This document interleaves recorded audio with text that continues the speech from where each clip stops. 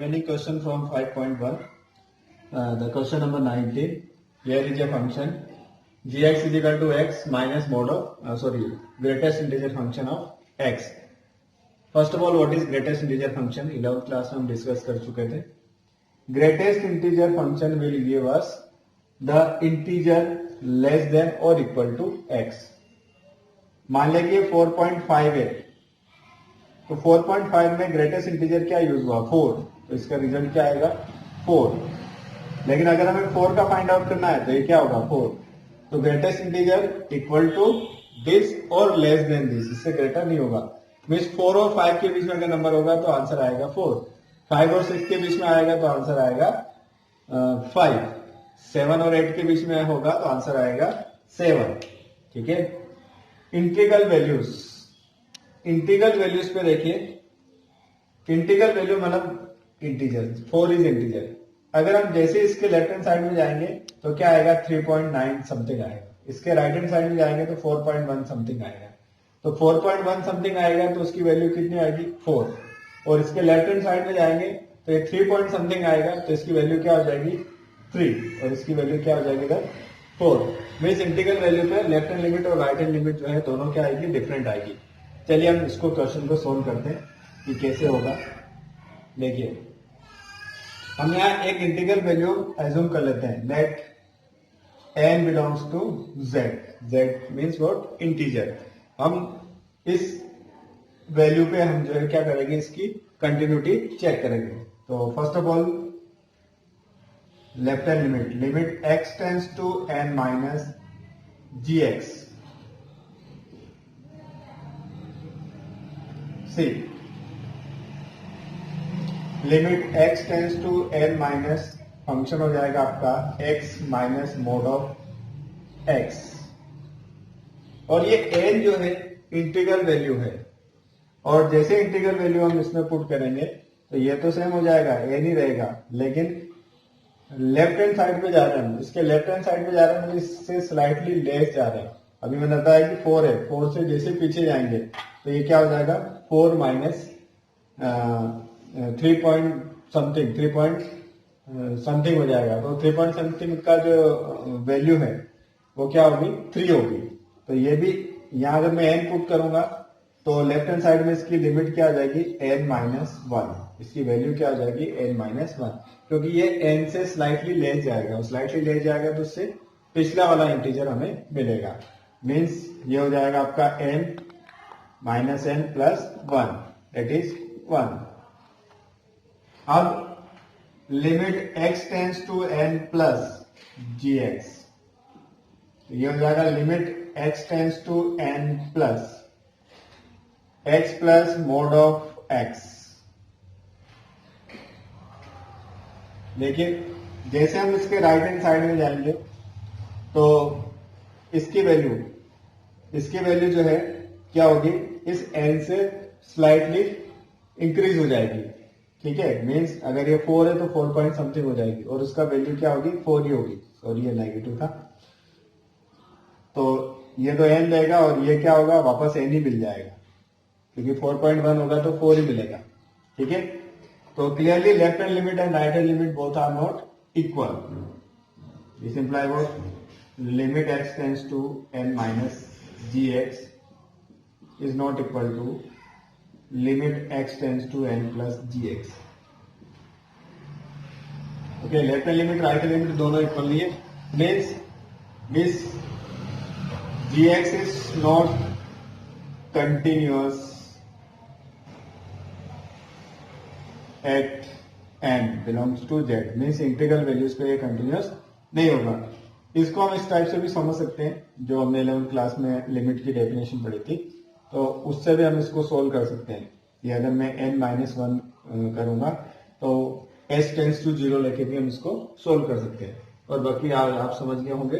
तो जैसे slightly less जाएंगे तो वो पीछे वाला इंटीग्रल आ जाएगा और आगे जाएंगे तो वही इंटीजर होगा. Next question is question number 23. Here we have to find out the point of discontinuity. इसका डोमेन देखें 3 पार्ट्स में डिवाइड हो जाएगा. लेस देन 0, ग्रेटर देन 0 और इक्वल टू 0. तीनों केस हम डिस्कस कर लेंगे. केस 1 अब जब भी आपको क्वेश्चन मिलेगा कि find discuss the continuity of function और find out the point of discontinuity, means आपको पॉइंट नहीं गिवन होगा तो you have to check all the cases.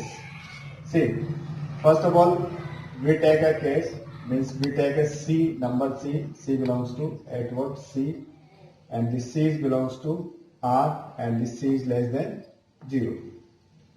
So limit x tends to C minus less than 0 पे function की definition एक ही है, तो हम डायरेक्ट ही निकाल लेते हैं. x tends to C function fx is equal to limit x tends to C, it is sin x upon x, और C से रिप्लेस कर देंगे तो sin C upon C, और यही अगर फंक्शन में अगर हम C पुट कर देंगे तो ये फंक्शन की वैल्यू हो जाएगी, मीन्स यही fc की वैल्यू हो जाएगी. Means what we conclude, f is continuous at x is equal to C, and this C belongs to what, Z, then this is less than 0. Means सारे negative numbers पे ये जो है C belongs to R, सारे negative numbers पे ये continuous है. Case 2, in case 2 will take x is equal to 0 at x is equal to 0. इस पे हम कंटिन्यूटी डिस्कस कर लेते हैं. तो limit x tends to 0 minus left hand limit निकालते हैं, क्योंकि लेफ्ट हैंड साइड पे और राइट हैंड साइड पे the definition of function are different. x tends to 0 minus fx की डेफिनेशन क्या थी, sin x अपॉन x, और 11th क्लास में हमने पढ़ा था limit x tends to 0 sin x upon x is what, 1. Now right hand limit x tends to 0 plus fx, limit x tends to 0 plus fx, right hand side में x plus 1 put कर दें तो ये 0 plus 1 that is 1. Means left hand limit right hand limit both are equal, mean limit exist and the limit is what, 1. Means what, limit x tends to 0 fx is equal to 1. Okay, and the value of function at x is equal to 0. If we put here x is equal to 0, then what we get, 1. So value of function at x is equal to 0 is also same. Means f is continuous at x is equal to 0. One more case is remaining. If the value of x is greater than 0. तो third case में हम ले लेते हैं, case third. Yes, at C belongs to R and this C is greater than 0. इसको 0 से greater हम ले लेंगे. चलिए देखिए, तो 0 से ग्रेटर में इसकी डेफिनेशन सेम है, तो हम डायरेक्ट लिमिट निकाल देते हैं. Limit x tends to C fx is equal to limit x tends to C fx is what, x plus 1, और C पुट कर देंगे तो C plus 1, और यही क्या होगी, अगर हम फंक्शन की वैल्यू C पे फाइंड आउट करेंगे तो ये भी क्या होगी, C plus 1 ही होगी. This is equal to what, fc, means what, f is continuous at C, that is belongs to R, and this C is greater than 0. Hence what, there is no point of discontinuity, means this function is continuous. Hence f is continuous function. ठीक है, हमने ये पढ़ा था कि अगर कोई function इसके डोमेन में कंटिन्यूस हो जाता है तो that is known as continuous function. Next is question number 24. Where we have to find out, or we have to check that this function is continuous function. So there are two parts in the domain, x is not equal to 0 and x is equal to 0. So first of all we will take x is equal to x is not equal to 0. x is not equal to 0 के लिए function की definition x square into sine x 1 upon x है, और ये इस पे continuous हो जाएगा. ठीक है, देखिए अगर मैं इस पर लिमिट फाइंड आउट करूं, c is not equal to 0, हम c एक नंबर लेते हैं, c belongs to R first case C belongs to R and C is not equal to 0. So limit x tends to C, fx is equal to what? Limit x tends to C, it is x square sin 1 upon x, that is C square and sin 1 upon C. और value of function भी यही हो जाएगी, F C पे function की value भी यही हो जाएगी. Means what? F is continuous at x is equal to at C, where this C belongs to R and C is not equal to 0. अब हम बात करते हैं एक और केस की, केस 2. इसमें हम बात करते हैं at x is equal to 0 पे. x is equal to 0 पे राइट हैंड लिमिट और लेफ्ट हैंड लिमिट दोनों लिमिट्स आपको यहीं से निकल जाएगी, क्योंकि 0 के लेफ्ट में जाएंगे तब भी डेफिनेशन यही है, राइट हैंड में जाएंगे तब भी डेफिनेशन यही है. तो लिमिट x टेंड्स टू 0 पे value of function is what? ये हो जाएगा limit x tends to 0 x square sine 1 upon x. देखिए यहां देखिए कि ये जो sine x sine 1 upon x, तो साइन की वैल्यू जो है that is always between -1 and 1. ये -1 और 1 के बीच में होगी, चाहे साइन इसमें पैरामीटर कुछ भी हो जाए, ठीक है. और जैसे x टेंड्स टू 0 होगा तो ये 0 हो जाएगा, मीन्स ये 0 हो जाएगा और इसकी वैल्यू -1 और 1 के बीच में होगी. मीन्स ये जो sine 1 upon x is always between what? 1 and -1. ठीक है. तो व्हाट वी कंक्लूड, इसकी लिमिट क्या होगी? 0. और वैसे फंक्शन की वैल्यू f0, 0 पे फंक्शन की वैल्यू क्या है? 0. मीन्स f इज, ये दोनों सेम है, f is continuous at x is equal to 0. Means what we conclude, this implies f is continuous function. इसका मतलब जो f जो है वो कैसा फंक्शन हो जाएगा? कंटिन्यूअस फंक्शन हो जाएगा. Here in this question we have to find out the value of k if this function is continuous at x is equal to pi by 2. x is equal to pi by 2 पे continuous होगा तो इसकी left hand limit, right hand limit और value of function same होगा. हम इसकी right hand limit find out कर लेते हैं. केवल limit x tends to pi by 2 minus, अगर पाई बाई 2 से स्लाइटली ब्रेक जाएंगे तब भी यही है, और इससे अपन जो है आगे जाएंगे तब भी, राइट हैंड साइड में जाएंगे तब भी डेफिनेशन यही है फंक्शन की. तो लेफ्ट हैंड लिमिट और राइट हैंड लिमिट जो है दोनों इससे निकल जाएगी. मैं लेफ्ट हैंड लिमिट निकाल रहा हूं यहाँ. तो ये x tends to pi by 2 minus किससे निकलेगी? k cos x upon pi minus 2x. देखिए इसको हम क्या लिख सकते हैं? cos को sine pi by 2 minus theta. तो x tends to pi by 2 k cos, sorry, it is what? Sin pi by 2 minus x upon, यहां से 2 कॉमन ले लें, 2 pi by 2 minus x.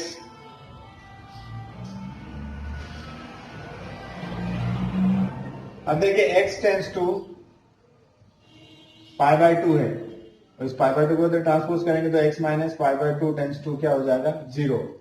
और अगर मैं ऐसा कर लिख दूं तो इसको pi by 2 minus x minus pi by 2 tends to 0 होगा, तो pi by 2 minus x tends to भी क्या होगा? 0 होगा. मीन्स इस लिमिट को हम क्या ले सकते हैं? Limit pi by 2 minus x tends to 0. यहां हमारे पास क्या बचेगा? k by 2 into sine pi by 2 minus x upon pi by 2 minus x. तो देखिए साइन x अपॉन एक्स वो आइडेंटिटी से ये 1 हो जाएगा और ये k बाई 2 हो जाएगा. ये k by 2 into 1 that is k by 2. And value of function at pi by 2, pi by 2 पे इस फंक्शन की वैल्यू कितनी है? 3 है. ठीक है. इसको चाहे तो यहाँ सेपरेट सेपरेट भी लिख सकते हैं टर्म्स को, कि limit this tends to k by 2 और limit this tends to Okay.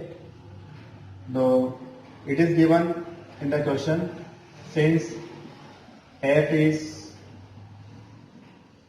continuous at x is equal to pi by 2, तो इसका मतलब ये लिमिट और ये इसकी left hand limit x tends to pi by 2 minus f x should be equal to value of function, और ये कितना है k by 2 और ये कितना है 3. इसको अगर ट्रांसपोज कर देंगे तो k is equal to 6 will be the value of k. Question number 28, we have to find out the value of k if this function is continuous at x is equal to pi. So we will find out the left hand limit x tends to pi minus fx. Left hand side पे function की definition क्या है, kx plus 1, तो ये हो जाएगा k pi plus 1.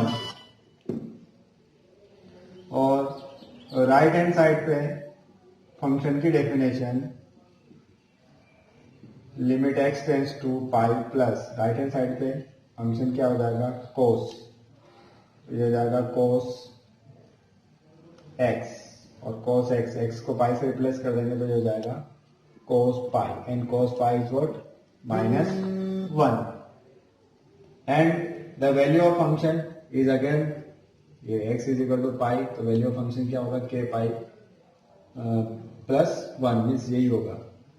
तो since what f is continuous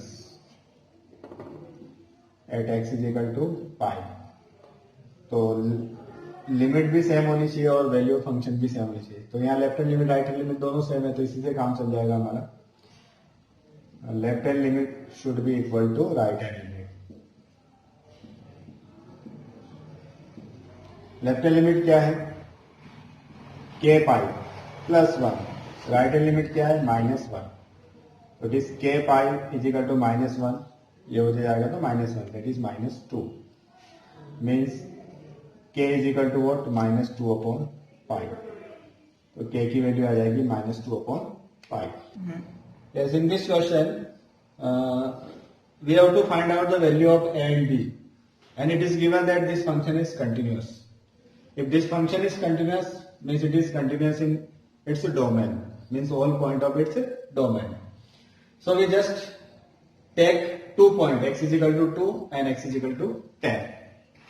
So first we'll take x is equal to 2. If it is continuous at x is equal to 2, then the left hand limit and right hand limit both should be same.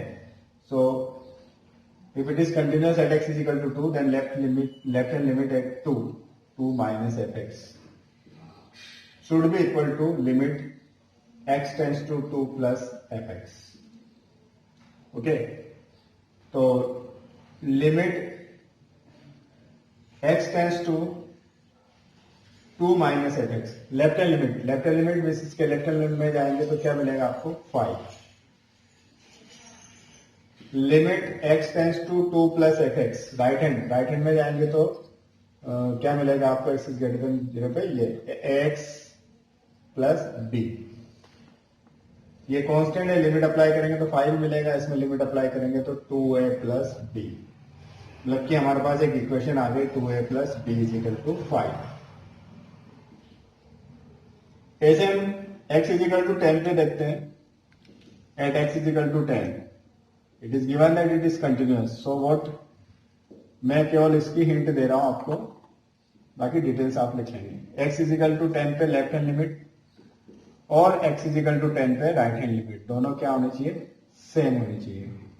क्यों, क्योंकि it is continuous. तो left hand side पे function कैसा है, limit x tends to 10 minus ax plus b. Right hand side पे function क्या है 21. यहां अप्लाई कर देंगे तो ये हो जाएगा 10a plus b is equal to a constant है 21. ये दो इक्वेशन हम b को एलिमिनेट कर देंगे, माइनस कर देंगे, second minus first, equation 2 minus equation 1.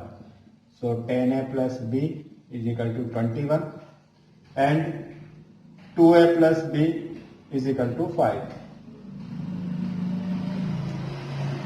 8a is equal to 16. So a is equal to 16 by 2, that is 16 by 8, that is 2.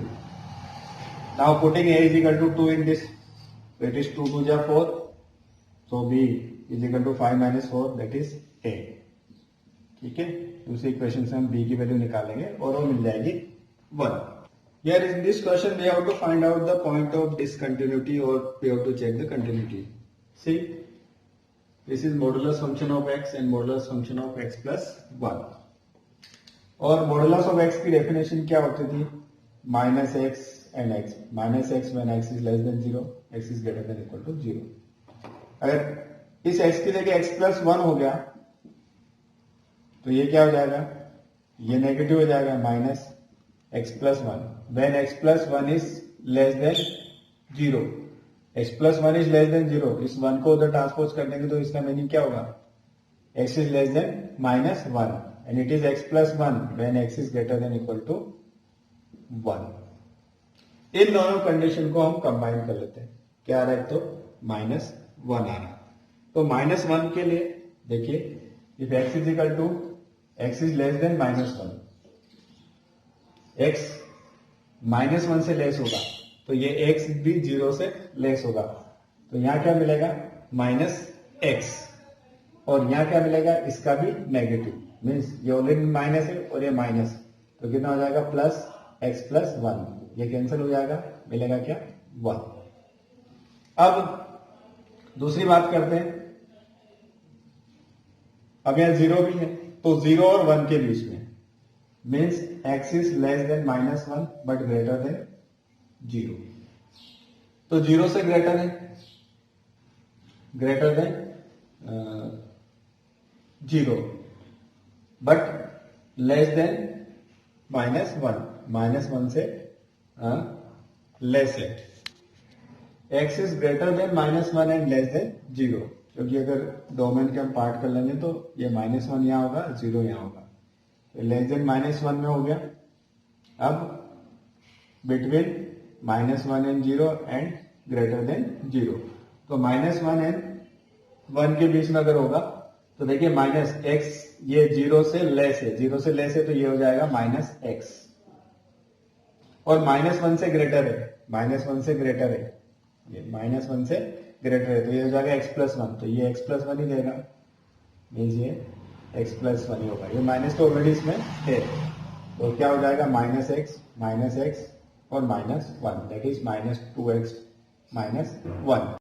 आगे हम बात करते हैं x इज ग्रेटर देन 0.